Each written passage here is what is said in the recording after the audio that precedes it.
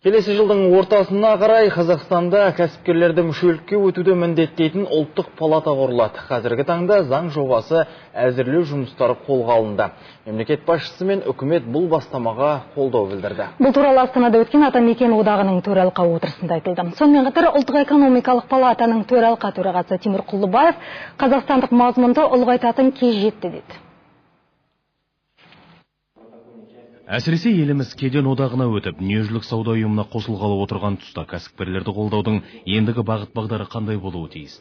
Атамекен палатасының төралқа отырысында бұл мәселе терең талқыланды. Шикізатты иемденген шетелдік компаниялар отандық өндірісті өркендетуге зауқы жоқ. Қазақстанда жасалған өнімді сатып алу көлемі 2-3%-дан аспайды. Америка, Англиядан керек тауарларын сатып алады. Анағы ол товарды осында шығармасқа. Оған мүмкіншілік бар ғой. Кәсіпкерлер бар, заң бар. Кәсіпкер келгенде оған сұраныс керек. Мына өндірген тауарын қайқа өткізе аламын, тұрақты. Сондықтан жаңағы компаниялардың, үлкен компаниялардан 5-7 жылға дейін контракт керек.